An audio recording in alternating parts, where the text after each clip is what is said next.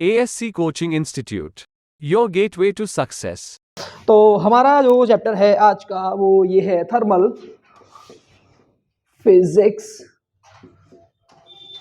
आयान सही लिखा हुआ है? तो मोड ऑफ हीट ट्रांसफर। ठीक है, बताइए मुझे, हीट ट्रांसफर होती है कहां से कहां तक? High temperature to low temperature. कब तक हीट फ्लो होती है? Until temperature of body become same. ठीक है ना, जब तक के पूरी बॉडी का टेम्परेचर जो है वो सेम ना हो जाए। अच्छा, इसके फॉलोइंग मीन्स है बाय टेम्परेचर, बाय, मैं लिख पाऊंगा, आप चिंता ना करें। फॉलोइंग मीन्स, बताओ मोड ऑफ हीट ट्रांसफर के कितने मेथड्स हैं? 3 मेथड है। कौन कौन से? नाम सुना होगा आपने। कंडक्शन, कंडक्शन और नंबर 2 इंडक्शन। नंबर 2 कंडक्शन के बाद नाम सुना होगा कन्वेक्शन, और थर्ड मेथड है बच्चों रेडिएशन। रेडिएशन, ठीक है। तो हम इनको 1 बाय 1 डिस्कस करेंगे। पहले आप लिखें adding mode of heat transfer के अंदर लिखें heat is a form of energy, heat is a form of energy, form of energy which transfers, it is a form of energy which transfers from a body at high temperature, from a body at high temperature to a body at lower temperature, from a body at high temperature to a body at lower temperature, high temperature से low temperature, to a body at low temperature. समझ में आ रही बात? देखिए modes of, types of heat transfer. Number 1 conduction. Conduction क्या होता है बच्चों? कंडक्शन क्या होता है? बताओ भाई जीशान भाई, कंडक्शन क्या होता है? देखिए साहब, कंडक्शन एक टाइप्स है हीट ट्रांसफर का। ये मेनली सॉलिड्स में पाया जाता है। कहाँ पे? सॉलिड्स में। इसमें होता क्या है? अरे तुम तो लिख रहे हो अभी। कंडक्शन एक हीट ट्रांसफर का मेथड है जो मेनली सॉलिड्स में डोमिनेंट होता है। कहाँ होता है? सॉलिड्स में। कैसे हीट ट्रांसफर होती है? मान लीजिए ये एक मेरे पास सॉलिड है कोई, अब मैं इसको यहाँ से हीट देना स्टार्ट कर रहा हूँ। क्या कहना स्टार्ट कर रहा हूँ? हीट देना स्टार्ट कर रहा हूँ। अब ये किससे मिलकर बना बच्चों? मॉलिक्यूल से। ठीक है, तो कंडक्शन में जो हीट ट्रांसफर होता है, मान लीजिए फर्स्ट ऑफ ऑल ये वाला हीट मॉलिक्यूल जो है वो हीट लेगा, फिर ये हीट ट्रांसफर करेगा अपने नियर बाई मॉलिक्यूल को। ठीक है, क्या करेगा? नियर बाई मॉलिक्यूल को ये हीट लेगा, फिर इसको ट्रांसफर करेगा, ये इसको ट्रांसफर करेगा। तो कंडक्शन में जो हीट का ट्रांसफर होता है one molecule to another molecule होता है विदाउट क्या? इसमें हीट का सिर्फ ट्रांसफर होता है, ना कि मॉलिक्यूल का ट्रांसफर होता है। किसका ट्रांसफर होता है? सिर्फ और सिर्फ मॉलिक्यूल का। यहाँ से यहाँ तक हीट चली जाएगी, पूरी बॉडी हीट हो जाएगी, हीट ट्रांसफर हो जाएगा, लेकिन कोई भी मॉलिक्यूल जो है वो मोशन नहीं करेगा, मॉलिक्यूल अपने पास ही रहेगा। ये ट्रांसफर हीट लेगा, ये इसको दे देगा, ये इसको दे देगा। तो this method is known as conduction. अब दूसरे एंड पर क्या आता है बच्चों? कन्वेक्शन। कन्वेक्शन में क्या होता है? कन्वेक्शन में जो होता है बच्चों, जो मॉलिक्यूल्स होते हैं मीडियम के, मॉलिक्यूल्स ऑफ मीडियम, ठीक है, ये खुद मोशन करते हैं। क्या करते हैं? जैसे मान लीजिए मैंने ये एक बीकर लिया और मैंने इसके नीचे एक स्टोव लगा दिया, ठीक है, और इसके अंदर कोई भी लिक्विड है या वाटर है सपोज। अब ठीक है, तो जो वाटर मॉलिक्यूल इस फ्लेम के करीब है सबसे पहले वो हीट होंगे। कंडक्शन में क्या होता था? जो पहले हीट हुआ वो हीट दूसरे को दे देगा, वो तीसरे को दे देगा, ऐसे ही हीट ट्रांसफर। लेकिन इसमें क्या होगा? जो बंदा पहले हीट ले लेगा, ठीक है, जो बंदा पहले हीट ले लेगा वो ये नहीं है कि दूसरे वाले को दे देगा, वो हीट लेने के बाद ऊपर चला जाएगा। कहाँ चला जाएगा? ऊपर चला जाएगा। तो जो कम हीट वाला होगा वो नीचे आएगा और फिर वो हीट लेगा। तो इसमें जो है actual movement of molecules seen होता है, यानी कि मिलता है। अब नंबर 3 पे आता है बच्चों रेडिएशन। तो रेडिएशन में क्या होता है? रेडिएशन में हीट ट्रांसफर के लिए जो मीडियम पार्टिकल हैं जो इंटरवीनिंग मीडियम है, जो भी ऑब्जेक्ट है और जो हीट कहाँ से रेडिएशन आ रही है, सपोज सन से हीट आ रही है, ये मेरे पास मान लीजिए कोई आयरन बॉडी है, कोई मेटल बॉडी है यहाँ पर रखी है, तो ये हीट जब सन से आएंगे तो गर्म हो जाएगी, हीट ट्रांसफर हो जाएगी। लेकिन क्या बताइए मीडियम के पार्टिकल हीट लिए नहीं लिए, तो इसमें जो है मीडियम पार्टिकल टेक पार्ट नहीं करते हैं, medium particle can not be take part in the heat transfer, right. तो पहला लिखें कंडक्शन, कंडक्शन के अंदर लिखेंगे, कंडक्शन में लिखिए the process in which the material takes an active part, the process in which material takes part, material takes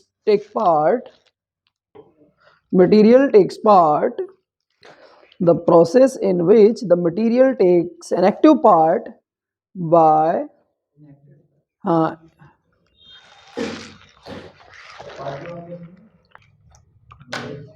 material takes an active part by molecular action,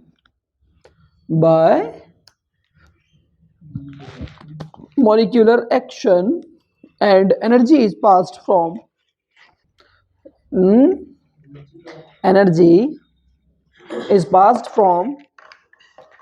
one particle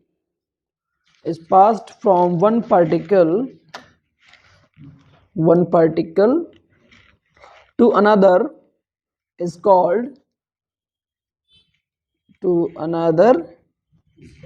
is called conduction. It is predominant in solids. Convection क्या होता है बच्चों? देखें the transfer of energy by actual motion of particle, the transfer of energy by actual motion of particle, the transfer of energy by actual motion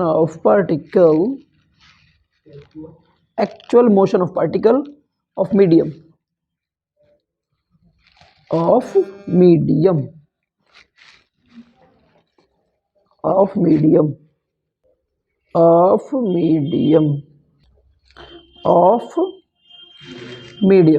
ठीक है, from one place to another,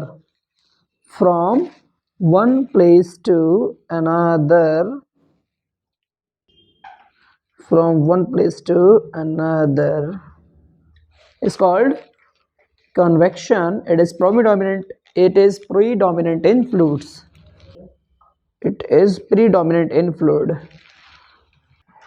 ठीक है। अच्छा तो फ्लूइड कौन कौन से होते हैं भैया? फ्लूइड का मतलब सिर्फ लिक्विड? क्या फ्लूइड सिर्फ लिक्विड होता है?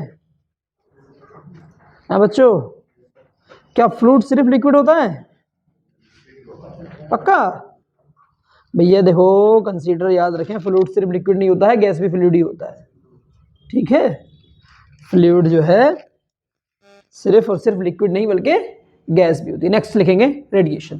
तो फ्लूइड के ब्रैकेट में लिख दीजिए liquid and gases,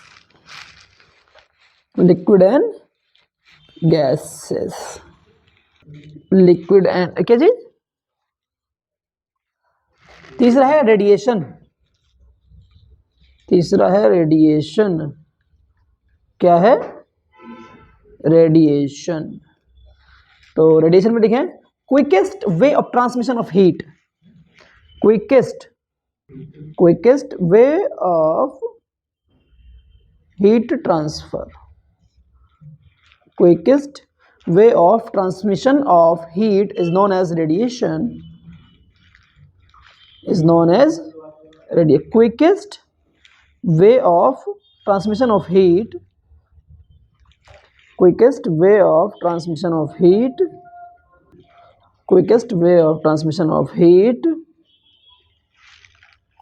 is known as radiation,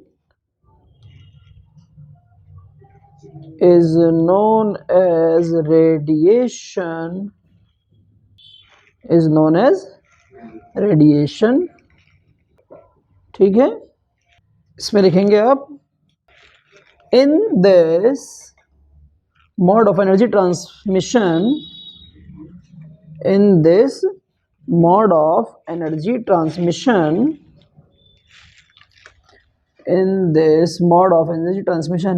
heat is transferred from one plate to another. Heat is transferred from one plate to another, one plate to another, without affecting the intervening. Plate ही बोला था। हाँ तो मैं कह रहा हूँ plate कहाँ से आ जाएगी इसमें, प्लेस है, स्लिप टंग,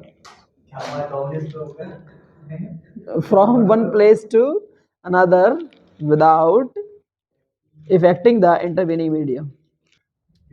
चलिए ये तो एक इसका थ्योरी पार्ट था। अब आप नेक्स्ट हेडिंग लिखेंगे थर्मल कंडक्शन। जो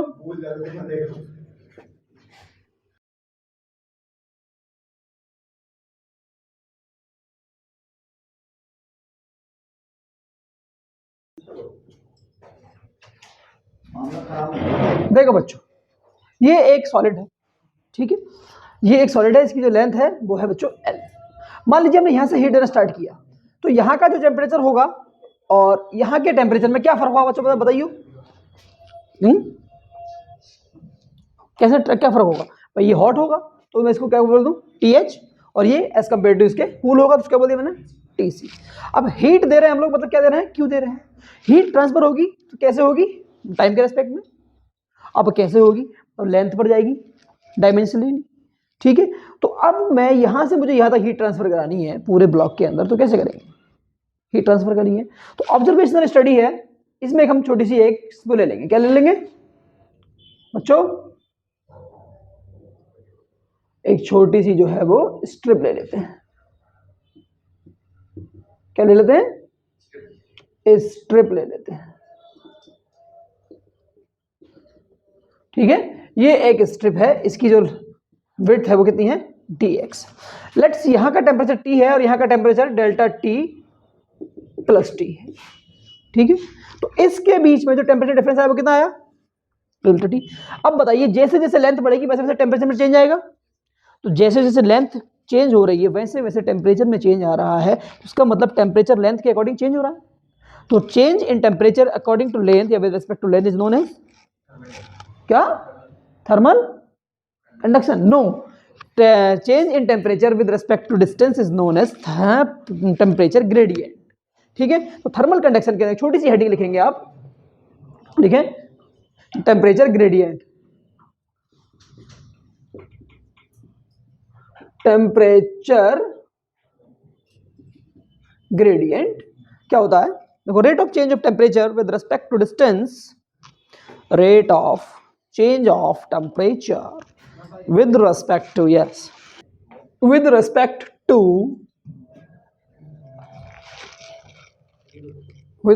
to distance is known as rate of change of temperature। distance is known as temperature gradient। मतलब कितना होगा टेम्परेचर ग्रेडियंट बच्चों, जरा बताइए। देखो बच्चों, हमने इस एंड से, अरे इधर देख लो, अब हमने इस एंड से एक स्ट्रिप कंसीडर की x डिस्टेंस दूर, कितनी दूर, x डिस्टेंस दूर। बताओ बच्चों, यह टेम्परेचर T है, यहां पर डेल्टा T है, तो चेंज इन टेम्परेचर कितना होगा, in strip of dx length, change in temperature,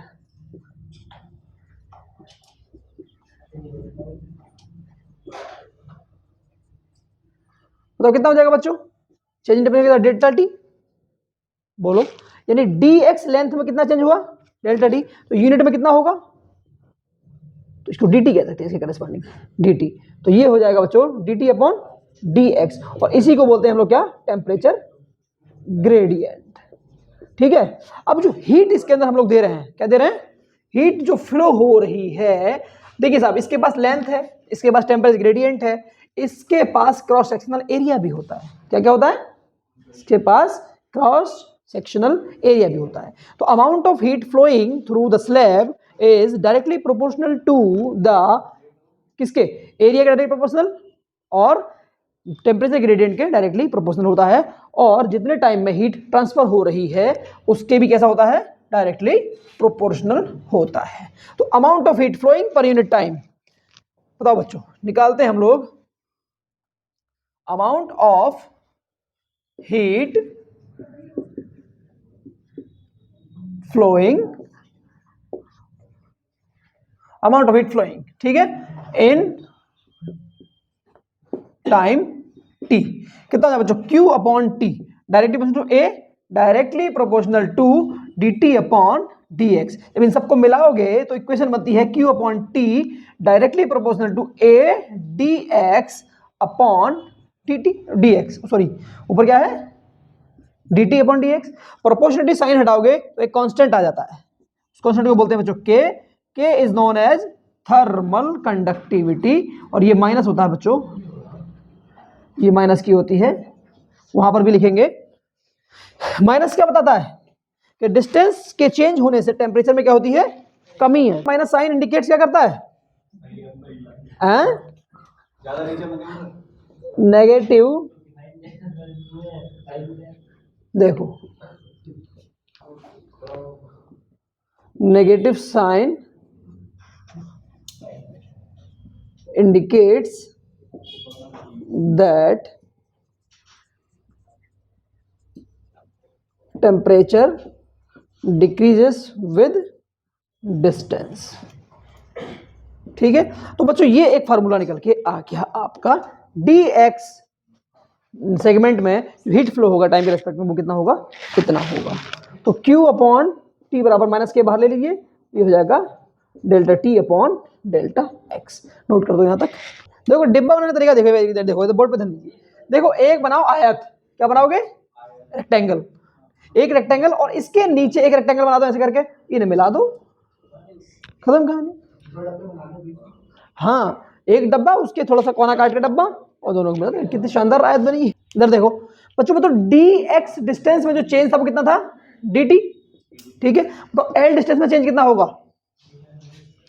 भाई मैं दोबारा बना देता हूँ, लो ये फोटो लीजिए, ठीक है। यहां कितना था th, और यहां कितना था tc, लेंथ कितनी है l, और सिर्फ यहां पर कितना था dt, तो यहां से यहां तक चेंज कितना होगा, फाइनल माइनस इनिशियल, कितना होगा, तो l डिस्टेंस में हो जाएगा फाइनल माइनस इनिशियल।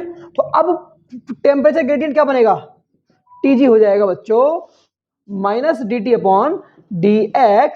तो बताओ बच्चों, माइनस tc माइनस th, और dx कितना हो जाएगा, टोटल बाई l, बोलो। माइनस की मल्टीप्लाई इसमें करोगे तो th प्लस का हो जाएगा, तो th आगे आ जाएगा, और tc माइनस का।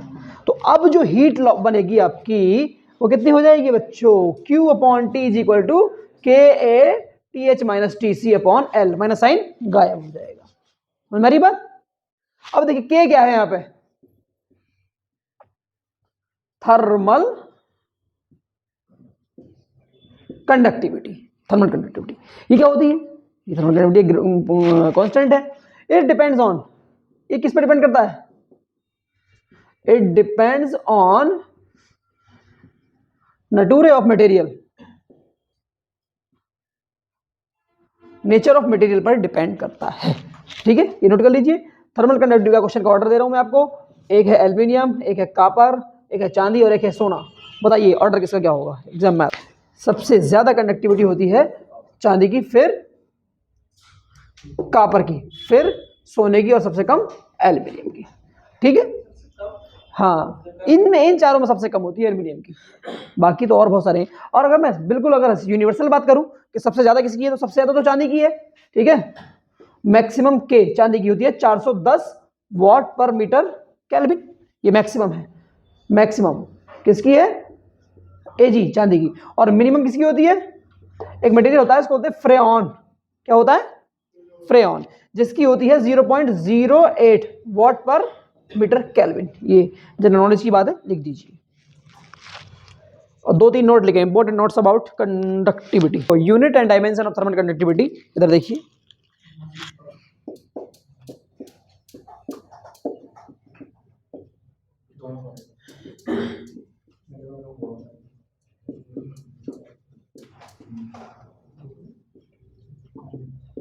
देखो बच्चों के बताइए Q अपॉन टी बराबर क्या होता है, K A delta T upon delta X, कुछ तो और नहीं है ना, किसका निकलना के का, ठीक है। बताओ Q क्या है, हीट का यूनिट क्या होता है, जूल, और नीचे क्या है टाइम का क्या होता है, सेकंड, इक्वल टू के को छोड़ दीजिए, एरिया किसका, एरिया का यूनिट क्या होगा, मीटर पर सेकंड एरिया, मीटर का स्क्वायर। बताओ डेल्टा टी टेन क्या होगा, थीटा या केल्विन, जो मर्जी करेगा हो, ठीक है। और डेल्टा एक्स इसका क्या होगा, मीटर। बताओ बच्चों मीटर से एक मीटर कैंसिल, ठीक है ना। अब बचाइए, ये ऊपर एक मीटर बचा और एक थीटा, नीचे आ जाएगा ये, तो के का यूनिट बचेगा जूल पर मीटर सेकंड और थीटा यानी केल्विन, क्या हो जाएगा, केल्विन लिख देते हैं यहाँ पे, केल्विन, ठीक है, केल्विन। तो ये हो गया इसका यूनिट, किसका यूनिट। बताइए डायमेंशन क्या होगी, डायमेंशन कैसे निकालते हैं, जूल की यूनिट क्या, डायमेंशन क्या होती है, ml2 t-2। बताइए नीचे मीटर का क्या, l, सेकंड का t और केल्विन का थीटा, सही है। बताइए एक l से एक l कैंसिल, t ऊपर जाएगा माइनस का हो जाएगा, तो t कितने हो जाएंगे, -3। तो यूनिट बनेगी, डायमेंशन बनेगी इसकी ml t-3 और थीटा भी ऊपर जाएगा माइनस का हो जाएगा, तो ये हो गया डायमेंशन। क्या है, तो हेडिंग है हमारे पास resistance, thermal resistance in conduction. बताइए बच्चों Q अपॉन टी बराबर क्या है, K A T H minus T C upon what, कुछ क्या था, L। बोलो बच्चों। अब देखिए सर, आप इधर करंट इलेक्ट्रिसिटी का देखिए व्यू पुराना, बताएंगे, कोई बताएगा।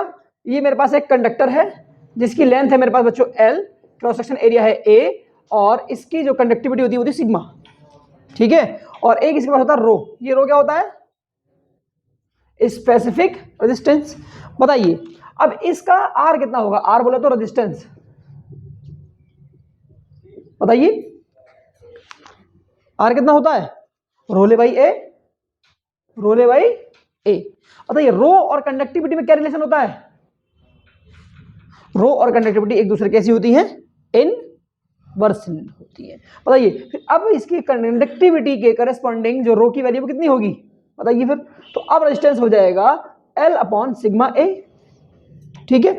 तो ये करंट इलेक्ट्रिसिटी है, ठीक है, और ये है थर्मल, इसमें हम इक्विवेलेंट कर लेते हैं थर्मल और करंट इलेक्ट्रिसिटी। यहां पर R होता है, यहां पर भी R होता है, ठीक है। यहां पर L होता है, यहां पर भी L होता है, यहां पर A होता है, यहां पर भी A होता है, यहां पर K होता है और यहां पर सिग्मा होता है, ठीक है। यहां पर क्या होता है, सिग्मा होता है। तो देखिए साहब अब इधर आ जाइए, अब मैं बताता हूं रेजिस्टेंस ऑफ अ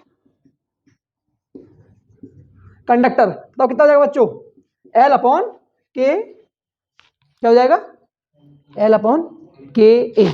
चलिए अगर मैं अब Q अपॉन टी की जगह, अब बताइए जब L अपॉन के बराबर R है, तो बताइए के ए अपॉन L बराबर क्या हो जाएगा, 1 अपॉन R, उल्टा कर दीजिए, अरे बोलो, ठीक है। अब ये वाली वैल्यू आप यहां पुट कर दीजिए, Q अपॉन टी बराबर हो जाएगा T H minus T C upon what, R।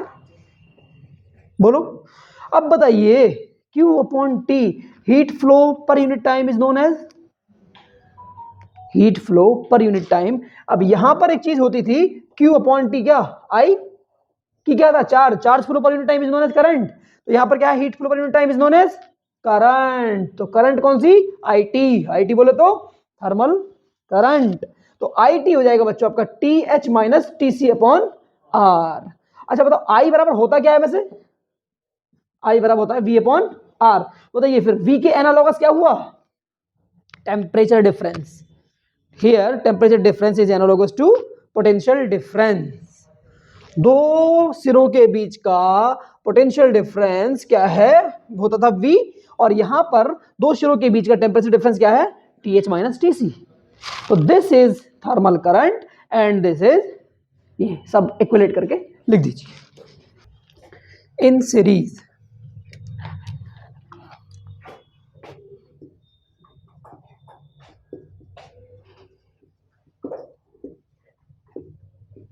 देखो स्लैब्स इन सीरीज कहाँ है, स्लैब्स जो है वो सीरीज में है,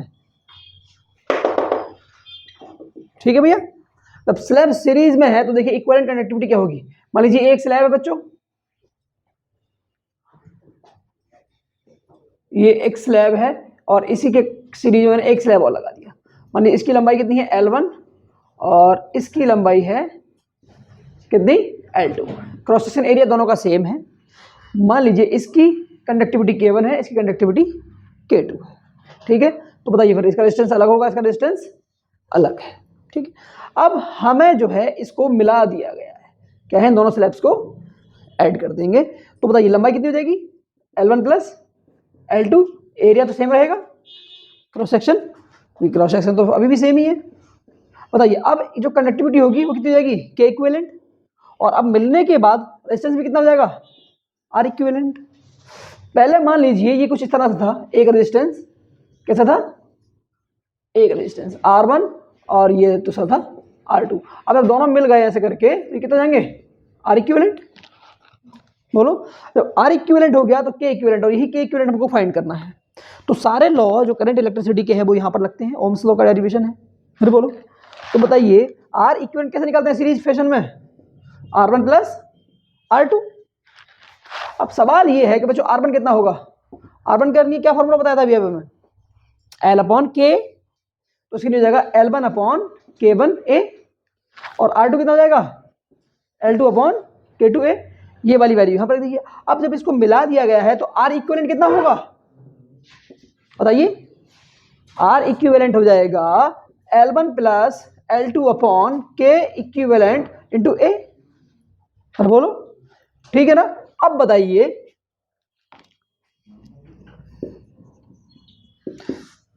R इक्विवेलेंट हो जाएगा R1 प्लस R2, क्या हो जाएगा R1 प्लस R2।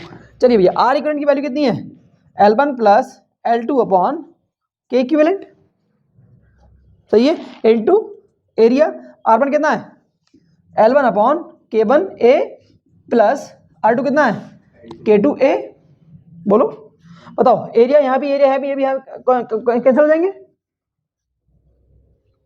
बोलो L1 plus L2 upon K equivalent area 1 upon एक कांस्टेंट है L1 upon K1, L2 upon K2, area से एरिया कैंसिल। बोलो चलिए इधर देखिए, बताओ फिर L1 plus L2 upon K equivalent, बताओ यहाँ पर एलसीएम आ जाएगा K1 K2, ठीक है, मल्टीप्लाई करेगा L1 में कौन K2 और L2 में K1। अब हमें निकालना क्या K इक्विवेलेंट, तो इसको रेसिप्रोकल कर दीजिए। जब इसको आप ऊपर लेके जाएंगे तो सब कुछ उल्टा हो जाएगा, L1 प्लस L2, तो ये भी हो जाएगा K1 K2, क्योंकि जब इसको उल्टा करेंगे तो इसको भी करना पड़ेगा। तो देखो साहब ये हो जाएगा फिर K1 L2 और K2 L1, ठीक है। अब निकालना क्या हमें K इक्विवेलेंट, कितना हो जाएगा K1 K2 upon K1 L2 और K2 L1 into L1 plus L2, सही है। तो ये आ गई आपकी इक्विवेलेंट कंडक्टिविटी। अब इसके अंदर स्पेशल केस है, स्पेशल केस है if L1 is equal to L2 बराबर L हो, तो अगर दोनों की लंबाइयां जो हैं, दोनों स्लैब्स की लंबाइयां समान हो, सेम हो, तब क्या होगा कंडक्टिविटी, तो K equivalent K1 into K2, क्या बात है भाई बिलाल, K1 प्लस K2 बाहर और L इसमें कॉमन आ जाएगा, और ऊपर कितना जाएगा 2L। बोलो L और L सेम है तो L से L कैंसिल, तो K इक्विवेलेंट हो जाएगा 2K1 K2 upon K1 plus K2। Note कर लीजिए। अब दो स्लैब्स मैं बना रहा हूं बच्चों पैरेलल में, पैरेलल रखे हुए हैं, इसकी लेंथ L, तो ये दोनों की लेंथ कितनी होगी L, लेकिन एरिया क्रॉस सेक्शन कैसे है डिफरेंट।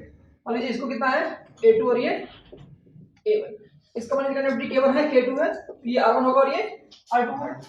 तो ये R1 कितना होगा और R2 कितना होगा, L अपॉन K1 A1, और R2 कितना हो जाएगा L upon K2 A2।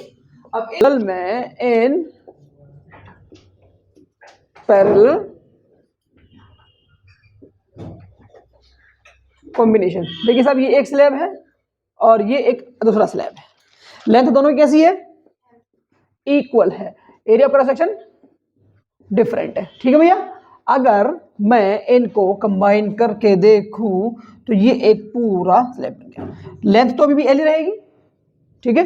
Area कितना हो जाएगा, A1 प्लस A2, तो ये K इक्विवेलेंट और R इक्विवेलेंट, इसका K1 और ये R1, K2 और R2। क्या हो गया भाई, कितना करता बचा के, हाँ भैया बताओ, R1 कितना होगा, L अपॉन K1 A1 और R2 कितना हो जाएगा, L अपॉन K2 A2, सही है। तो ये हो गया इतना। अब बताइए R इक्विवेलेंट कितना हो जाएगा, L upon K equivalent A1 plus A2, और बोलो। अब बताइए पैरेलल में जब दो रजिस्टर जुड़ते हैं तो उनका इक्विवेलेंट होता कितना है, 1 upon R equivalent upon 1 upon R1 plus 1 upon R2, बोलो। चलिए सॉल्व कर लेते हैं इसको, इधर देखिए थोड़ा सा क्वेश्चन, बताओ 1 अपॉन R इक्विवेलेंट कितना होगा, 1 upon L upon K equivalent A1 plus A2 is equal to 1 upon L upon K1 A1 plus 1 upon L K2 A2, ठीक है। देखिए साहब, अब देखिए ये ऊपर चला जाएगा तो K equivalent A1 plus A2 ऊपर, नीचे L, इधर देखिए K1 A1 अपॉन L और ये K2 भी A2 पर और नीचे L, L से L कैंसिल। हमें निकालना क्या है, K इक्विवेलेंट। तो जब K इक्विवेलेंट निकालोगे बच्चों तो K1 A1 plus K2 A2 और नीचे A1 प्लस A2, ये वाला नीचे आ जाएगा इसके, ठीक है। तो ये आ गई आपकी equivalent conductivity in parallel combination. अच्छा, if A1 is equal to A2 हो और ये A के बराबर हो तो K इक्विवेलेंट कितना हो जाएगा, K1 plus K2, A common और नीचे हो जाएगा 2A, A से A कैंसल, तो कितना हो जाएगा बच्चों, K equivalent K1 plus K2 upon 2। ये होता है बच्चों कौन सा, एरिथमेटिक मीन,